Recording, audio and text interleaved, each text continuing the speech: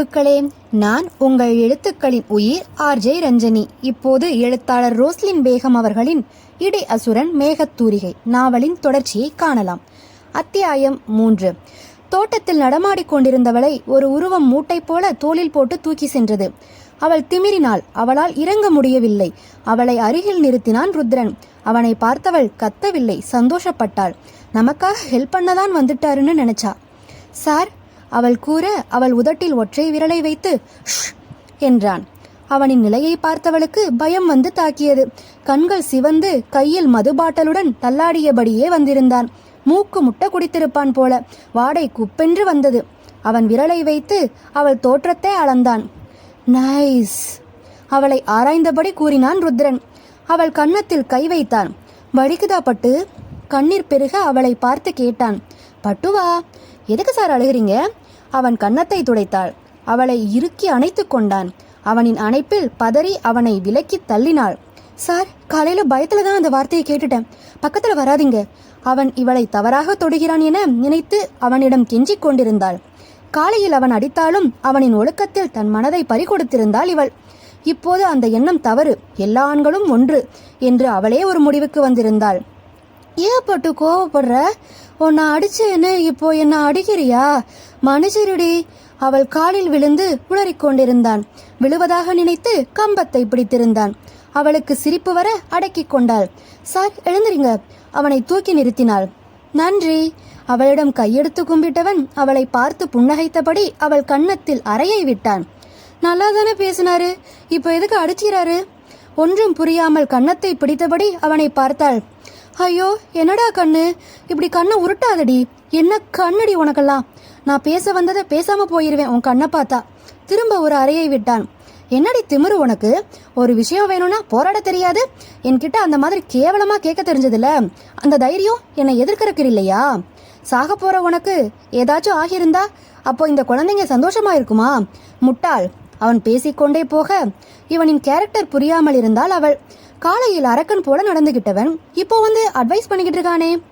அப்போ பேசிய பின் இவளை காண ஓடி வந்தவன் இவள் காரில் விழுகப் போன காட்சியும் ஜெகதீஷ் அழைத்துச் சென்றதையும் பார்த்த பின் தான் அங்கிருந்து சென்றான்.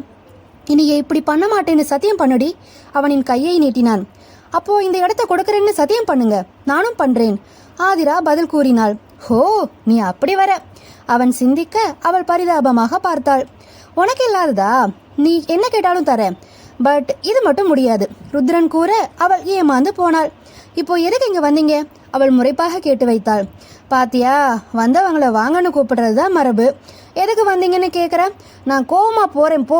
அவன் நகர அவளும் நகர்ந்தாள். விடுபட்டு, நான் போறேன், என்னை தடுக்காத, விடுபட்டு. அவள் பிடிக்காத கையை நீட்டிக்கொண்டு காற்றில் வசனம் பேசிக் கொண்டிருந்தான். அவளிடம் பதில் இல்லை என்று திரும்பினான். பட்டு சென்றவளின் கையை பிடித்து இழுத்து உட்கார வைத்தான். சார், என்ன பண்றீங்க? விடுங்க. அவளை அவன் மடியில் உட்கார வைத்தான். பாவம், அவன் மேல் அவளால் அமர முடியவில்லை. இவளிடம் இதுவரை இப்படி யாருமே நடந்து கொண்டதில்லை. அவனை அறையும் அளவுக்கு கோபம் வந்தது. ஆனால் அவளால் முடியாது. ருத்ரன் என்றால் அவளுக்கு பயம். அவனிடம் முகம் பார்த்து கூட பேச மாட்டாள். ஆனால் இவன் இப்போது அசுரன் இல்லை, அவளின் அரசன். அதை அவள் அறியவில்லை. ஆனால் அவன் அறிந்து விட்டான். இவள் தன் மேகத்தூரிகை என்று. அவளை மடியில் அமர வைத்து அவள் கண்களை பார்த்தான். பட்டு, ருத்ரன் அழைக்க அந்த வார்த்தையில் கிறங்கி போனாள். யாரும் அவளை செல்லமாக அழைத்ததில்லை. பெற்றவர்கள் இருந்தால்தானே அவளை கொஞ்சி இருப்பார்கள். அப்படித்தான் யாரும் இல்லையே. இவனின் கொஞ்சலுக்கு பெண் அவளின் மனம் கிறங்கியது. எங்க போக பாக்குற? இனி நீ நினைச்சாலும் என்னை விட்டு போக முடியாது. நீயாதான் என்னை தேடி வந்து மாட்டிக்கிட்ட. ஒழுங்கா நான் கொடுக்கற அன்பை வாங்கி கோடி, இல்லை என் அன்பை உனக்கு இம்சையாக மாறிவிடும், புரியுதா? கத்தினான். சார், எனக்கு தூக்கம் வருது. அவனிடம் இருந்து நழுவ பார்த்தாள். எனக்கும் தூக்கம் வருது பட்டு, குட் நைட். அவள் நெஞ்சில் சாய்ந்து தூங்கினான். அவனின் செயலில் பாவம் திணறிவிட்டாள். அவனை நகற்றவும் முடியல.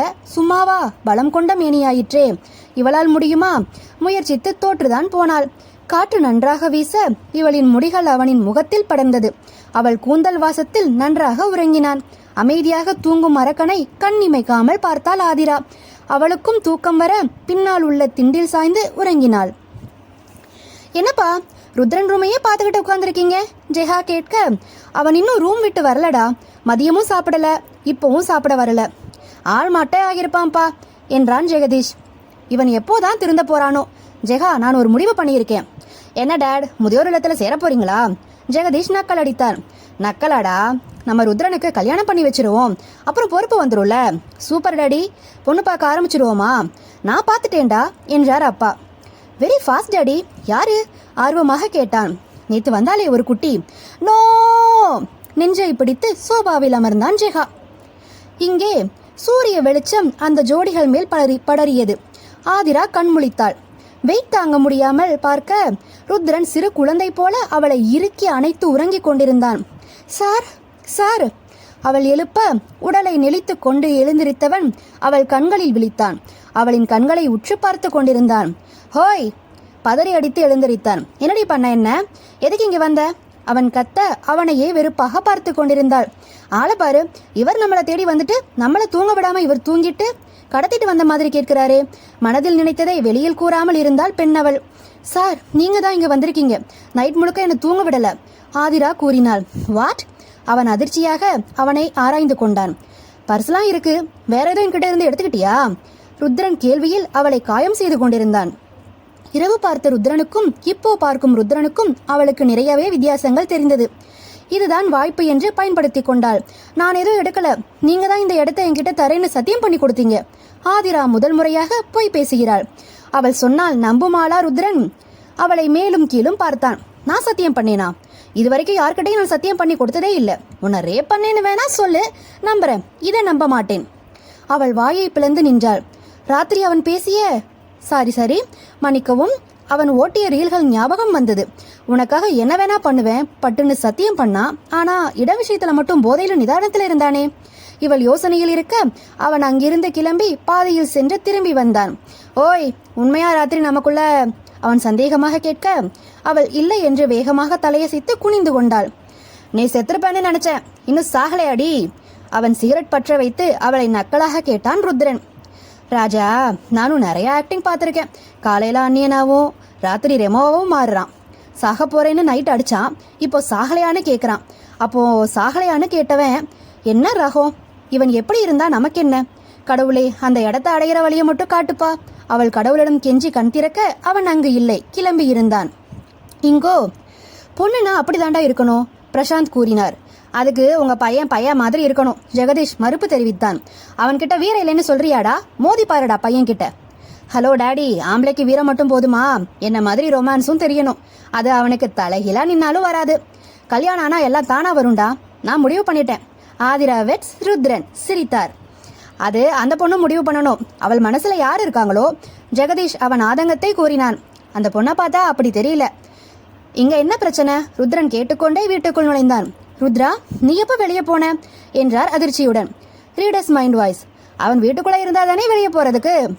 ஜெகா சீறிக்கொண்டு வந்தான். ருத்ரா, டாடி பண்றது எதுவும் சரியில்லடா, கம்ப்ளைண்ட் செய்தான். என்ன ஆச்சுப்பா? ருத்ரன் காஃபி குடித்து கொண்டே கேட்டான். ஒன்னும் இல்லடா, ஜஸ்ட் கல்யாணம் பண்ணிக்க சொன்னேன், அவ்வளவுதான். அதுக்கு இப்படி பேசிட்டு இருக்கான். பிரசாத் அப்பா அவர் தரப்பு நியாயத்தை கூறினார்.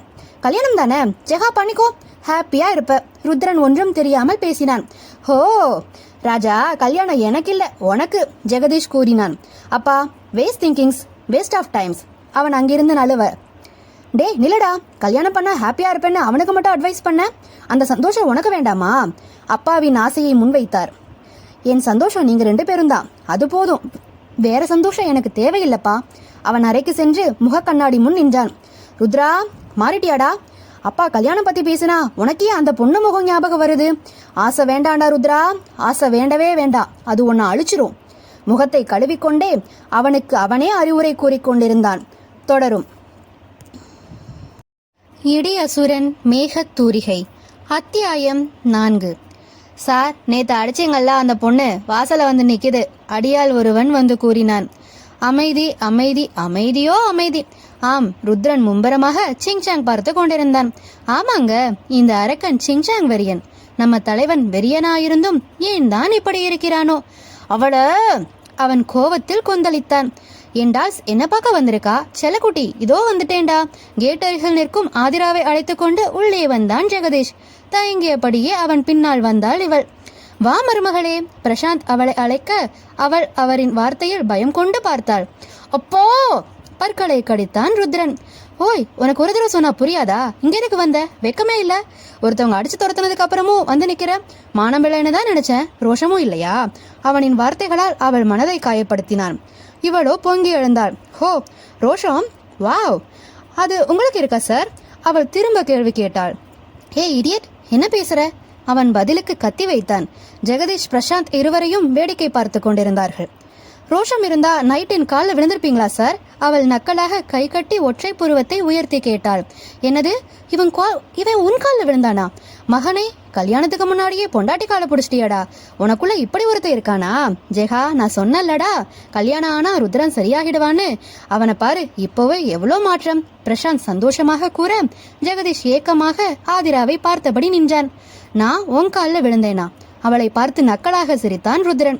நாடகம் நல்லாவே போடுறடி. இந்த நாடகத்தை தெருவில் போடு, காசாச்சும் கிடைக்கும். Mind your words Rudran. ஒரு அளவுக்கு தான் நானும் பொறுமையா போவேன். இதுக்கு மேல பேசுனீங்க, நைட் நீங்க என்னெல்லாம் பண்ணீங்கன்னு சொல்லிடுவேன். அடப்பாவி, இவளை அப்பாவின்னு நினைச்சேன்டா, இந்த போடுறாளே. பிரசாந்த் அசந்து போய் பார்த்து கொண்டிருந்தார். மச்சா, அவளை என்னடா பண்ணி வச்ச? உன்னை மலை மாதிரி நம்பினேன்டா. எனக்கு எதுவுமே கிடைக்க விட மாட்டியாடா? ஜெகதீஷ் மூஞ்சியை தொங்க வைத்து கொண்டு கேட்டான். டே, இரிட்டேட் பண்ணாதடா, நான் எதுவும் அவளை பண்ணல. அவ அந்த லேண்டுக்காக இவ்வளோ ட்ராமா போடுறா. ஹே லிசன், உனக்கு அந்த இடம் எதுக்கு? குழந்தைகளுக்காகன்னு என்கிட்ட பொய் சொல்லாத. அதனால உனக்கு ஏதோ லாபம் இருக்கு. யாரும் டீல் பேசினாங்களா? காசுக்காக தான் இதை பண்றேன்னா அதை விட டபுள் மடங்கா நான் தரேன். அவளை ஆராய்ந்தபடி கூறினான். காசு தேவைன்னா எதுக்கு உங்ககிட்ட வரேன் சார்? அதை எனக்கு சம்பாதிக்க தெரியும். எனக்கு அந்த இடம்தான் வேணும். ஆதிரா அழுத்தமாக பிடிவாதமாக கூறினாள். சார், போலீஸ் வந்திருக்காங்க. அடியால் ருத்ரனை அழைக்க அவன் வேலையில் சென்றான். இங்கோ டால்ஸ், உனக்கு இவ்ளோ பேச தெரியுமா? ஜெகதீஷ் வாயை பிளந்து ஆர்வமாக கேட்டான். அடுத்த கணமே முகத்தை சுருக்கினான். என்னாச்சு சார்? தயங்கிக் கொண்டு கேட்டாள் இவள். ருத்ரன் உன்னை என்னமா பண்ணா? அதுவா, சும்மா சொன்னேன். அவர் என்னை எப்படியெல்லாம் பேசி கஷ்டப்படுத்தினார், அதுதான். அவள் பொய்யாக கூற அதை நம்பினான். அந்த பக்கம் போடா என்று ஜெகாவை தள்ளிவிட்டார் பிரசாத். மருமகளே, சூப்பர், கையை கொடு. பிரசாத் அவளின் கையை பிடித்து குலுக்கிக் கொண்டிருந்தார். சார், மாமானு கூப்பிடுமா? அப்பா, இதெல்லாம் ரொம்ப ரொம்ப ஓவர். அவ என்னோட ஆளு, ஜெகதீஷ் பதறிக்கொண்டு கூறினான். 2 பேரும் அந்த பொண்ணு விருப்பத்தை கேட்காமலேயே இவர்களை முடிவு செய்து சண்டை போட்டு கொண்டிருந்தார்கள். ஏமா, இவனை உனக்கு பிடிச்சிருக்கா? பிரசாந்த் ஜெகதீஷை கை காட்டி கேட்டார். பிடிக்குமே. அவனுக்கு ரெக்கை விரித்து பறப்பது போல இருந்தது. ஆனா வேற எந்த அர்த்தமும் இல்ல சார். ஒரு நண்பனா அவரை பிடிக்கும். ரெக்க உடஞ்சு போச்சாடா? பிரசாத் நக்கலாக அவனை பார்த்து சிரித்தார். இன்னொன்னு கேக்குறேன், சரியா பதில் சொல்லுமா. ருத்ரனை உனக்கு பிடிச்சிருக்கா? அவள் சொல்லும் பதிலை இருவருமே ஆவலாக எதிர்பார்த்து காத்திருந்தனர். அவரை எனக்கு நண்பனா கூட பிடிக்காது சார். பிரசாந்துக்கு ஏமாற்றமே மிஞ்சியது. ஜெகதீஷ் அவனுக்குள் சிரித்து கொண்டான். அவனை விடு ஆதி, இனி என்ன சார்னு நீ சொல்லக்கூடாது. ஜெகதீஷ் கோபமாக கூறினான். ஏன் சார் அப்படி சொல்றீங்க? என் மேல உங்களுக்கு ஏதாவது கோபமா? உன்மேல கோவப்படுவனாடா? என்ன நண்பன்னு சொன்னல, அதனால பெயர் சொல்லி கூப்பிடு. ஓகே ஜெகா, அவள் யோசிக்காமல் கூற அவள் தலையை செல்லமாக தட்டி கொடுத்தான். சரி, அதை விடுமா, என்ன மாமானே கூப்பிடு ப்ளீஸ் என்றார் பிரசாந்த். ஜெகா, எதுக்கு இப்படி சொல்றீங்கப்பா என்று எகிறினான். மருமகளா நினைச்சிட்டேன்டா, வார்த்தைக்காகவாது கூப்பிட்டுமே. சரி மாமா, கவலைப்படாதீங்க. உங்க பையனை ஆட்டி படைக்க கண்டிப்பா ஒருத்தி வருவா. நான் கிளம்புறேன். ஹோய் டால்ஸ், ஏன் அதுக்குள்ள போற? நான் போறேனே. அப்புறம் அந்த ஹிட்லர் வந்து என்ன கழுத்தை பிடிச்சி வெளியே தள்ளுவார். இங்க பார் மருமகளே, என்ன மாமான்னு வேற சொல்லிட்ட, சாப்பிட்டு தான் போகணும். அது வந்து, நீங்க சமைக்க போறீங்களா? உங்களுக்கு சமைக்க தெரியுமா? ஆச்சரியமாக கேட்டாள். வேணாம்ப்பா, இன்னைக்கு ஒரு நல்ல நாள், நல்ல சாப்பாடு சாப்பிடுவோமே. டால்ஸ், நீ குக் பண்ணி தரியா என்றான் ஜெகா. பண்றேன். பண்ணவா மாமா? தாராளமா, நாங்க உனக்கு ஹெல்ப் பண்றோம்மா என்றார் அவர். மூவரும் சமையல் களத்தில் இறங்கினார்கள். இங்கோ, என்னடா மச்சான், ஏதோ பிரச்சனையா? நேர்ல மீட் பண்ணணும்னு சொல்லியிருக்க என்றான் விக்ரம், போலீஸ் நண்பன். எனக்கு ஒரு பொண்ணு பத்தின டீடைல்ஸ் வேணும்டா என்றான் ருத்ரன். அதை நீயே கெஸ் பண்ணிருப்பியே, என்கிட்ட ஏன் கேட்குற? ஏதோ தப்பா படுதுடா என்றான் ருத்ரன். பட் அவளை பார்த்தா சந்தேகப்படவும் தோணல. என்னால் அதை ஹேண்டில் பண்ண முடியலடா, அதான் உன்கிட்ட கொடுக்குறேன். ஃபோட்டோ வச்சிருக்கியாடா? அங்க பாரு. அவன் வீட்டுக்குள் கையை காட்ட ருத்ரன் நண்பன் போலீஸ் அவளை பார்த்து கொண்டிருந்தான். டேய், சின்ன பொண்ணா இருக்காடா, இவளை பார்த்தா சந்தேகப்படுற மாதிரி நீ சொல்ற மாதிரி எதுவுமே தெரியலையடா. ஆமா, சின்ன பொண்ணுதான், ஆனா அவ கண்கள் நிறைய விஷயம் பேசுதுடா. ருத்ரன் சமைக்கும் அவளை உற்று பார்த்து கொண்டே கூறினான். அப்போ இது சம்திங் தான். கண்ணு கூட எல்லாம் பேச ஆரம்பிச்சிட்டியாடா? சரி, கல்யாணம் பண்ணி செட்டில் ஆகிற வழியை பாருடா என்று நக்கல் செய்தான். சொன்னதை செய்டா என்று உத்தரவிட்டான். அவளை அவன் போனில் போட்டோ எடுத்துக்கொண்டு, சரிடா பார்த்து சொல்றேன், எதுக்கும் நீ அவ கண்ணை பார்க்காமலே இரு, உனக்கு ஏதோ ஆகிட போகுது நக்கல் அடித்து விட்டு அங்கிருந்து கிளம்பி விட்டான். இங்கோ சமையல் களத்தில், ஆதி தண்ணீர் ஊத்திட்டு அரிசி போடணுமா இல்ல அரிசி போட்டுட்டு தண்ணீர் ஊத்தணுமா? ஜெகா காய் நறுக்கி கொண்டிருந்தவளிடம் சந்தேகம் கேட்டுக் கொண்டிருந்தான். இத்தனை நாள் நான் சமைச்சிருக்கேன், படுபாவி பையன் கிச்சன் பக்கம் வந்திருப்பியாடா நீ எல்லாம்? பிரசாத் அவர் வேதனையை தெரிவித்தார். சின்சியராக ஆதி வெங்காயம் நறுக்க அவள் கையில் இருந்த கத்தியை ருத்ரன் வேகமாக பிடுங்கி தூக்கி எறிந்தான். வெங்காயத்தையும் சேர்த்துதான். உறவு கொண்டாட பாக்குறியாடி? உனக்கு தான் அந்த இடம் தர முடியாதுன்னு சொல்லியாச்சுல்ல, இடத்த காலி பண்ணு. சமைக்கிறேன், இவங்களை பார்க்க வரேன், அவங்கள பார்க்க வரேன்னு வராத, அப்புறம் இன்னைக்கே அந்த இடத்த காலி பண்ண வேண்டியது வரும். அவன் எச்சரிக்க அவன் கூறிய அந்த கடைசி வார்த்தையில் அவள் அங்கிருந்து கிளம்பினாள்.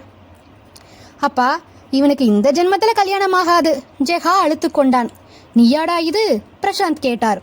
ஆமா, நான் அவளை லவ் பண்றேன்னு இவனை வெறுப்பேத்தனா கல்யாணத்துக்கு ஒத்துப்பான்னு பண்ணேன். ஏதோ வேலைக்கு ஆகல. அவனுக்கு அந்த பொண்ணை பிடிக்கல போல, அவர் கவலையாக கூறினார். இல்லப்பா, அவனுக்கு அவளை ரொம்ப பிடிச்சிருக்கு. அவளை அவன் பார்த்த முதல் நாளே புரிஞ்சுக்கிட்டேன். நம்ம ருத்ரன் யார் மேலேயும் கவலைப்பட்டு பார்த்துருக்கீங்களாப்பா? அவளை கையில தாங்கினான். அவ கையில் இருக்கும்போது உலகமே மறந்திருந்தான். அவளை ஹாஸ்பிட்டல் கூட்டிட்டு போக சொன்னான். டாக்டருக்கு கால் பண்ணி பேசியிருக்கான். அது மட்டும் இல்ல, அவ கண் முழிக்கிறதுக்குள்ள எனக்கு 10 தடவை கால் பண்ணான். அதுக்கப்புறம் தான் நான் இப்படி ஒரு திட்டத்தையே போட்டேன். திரும்ப அன்னைக்கு ராத்திரியே அவளை பார்த்தோம். அப்போ அவன் முகத்துல தெரிஞ்ச புன்னகைய அவன் கவனிக்கல, ஆனா நான் கவனிச்சிட்டேன். அவளை தூக்கிட்டு என் ரூமுக்கு கொண்டு போனேன். அவன் என்னை விடல, அவனே தூக்கி கொண்டு வேற ரூம்ல தூங்க வச்சான். இது காதல்னு அவன் உணரல, சீக்கிரம் அவனுக்கு நாம தான்ப்பா உணர வைக்கணும். நம்ம ருத்ரன் பத்தி நான் மட்டும் யோசிக்காம இருப்பேனா? எனக்கு நீங்க 2 பேரும் தான்ப்பா உலகமே. அவனை பத்தி யோசிக்காம என்ன பத்தி நான் நினைப்பேனாப்பா என்று கேட்டான். உடனே பிரசாந்த், அப்பா, டே நீ வேற ருத்ரன் வேறன்னு நான் ஒரு நாளும் நினைச்சது இல்லடா. நீங்க 2 பேரும் எனக்கு ஒண்ணுதான். உனக்கு யாரையாச்சும் பிடிச்சிருந்தா சொல்லுடா, அப்பாவே உனக்கு கல்யாணம் பண்ணி வைக்கிறேன். காமெடி பண்ணாதீங்க மிஸ்டர் பிரசாத், எனக்கு லவ்லாம் செட் ஆகாது, அவன் தாடி வருடியபடியே கூறினான். உன் மூஞ்சிய கண்ணாடியில பாருடா, நீ எம்பிட்டு அழகு தெரியுமா? எந்த பொண்ணா இருந்தாலும் விழுந்துரும். நீ வேணா ட்ரை பண்ணி பாரு. பிரசாந்த் அப்பா ஐடியா கொடுத்தார். அனுபவம் பேசுதோ? அம்மாவை இப்படித்தான் கரெக்ட் பண்ணீங்களா நீங்க? நான் எங்க அவளை கரெக்ட் பண்ணேன், அவ தான் என்ன கரெக்ட் பண்ணா. அவர் கடந்த காலம் போக, ஹலோ மிஸ்டர் நில்லுங்க, உங்க பையன் கதையை எழுதுறக்கே ரைட்டர் அம்மாக்கு நேரம் பத்தல, இதுல உங்க கதைக்கு போகாதீங்க. ஜெகா கெஞ்சலாக கேட்டார். எனக்காக நீயாச்சும் பேசுனியப்பா, நம்ம ரைட்டர் மைண்ட் வாய்ஸ். ஆதி சோகத்தில் மூழ்கி சிறு குழந்தை போல ஊஞ்சல் விளையாடி கொண்டிருந்தாள். அவளின் அனுமதியின்றி அவள் கண்ணிலிருந்து கண்ணீர் வழிந்தது. சோகத்தில் பக்கத்து ஊஞ்சலில் அவளை ரசிக்கும் அரசனை பார்க்காமல் இருந்து விட்டாள். அவளின் நினைவு இங்கே இருந்தால்தானே அவனை கவனித்திருப்பாள். அவளோ சோகத்தில் மூழ்கியிருந்தாள். சோகத்தில் அழுது கொண்டே உறங்கியும் போனாள். அவள் உறங்கியதை பார்த்தவன் அவன் காரில் இருந்து சில பொருட்களை எடுத்து வந்தான். நன்றி நண்பர்களே. தொடர் எப்படி உள்ளது? பிடித்திருந்தால் ஒரு ஹார்ட் கொடுங்க. மறக்காம சப்ஸ்கிரைப் பண்ணிக்கோங்க. நன்றி.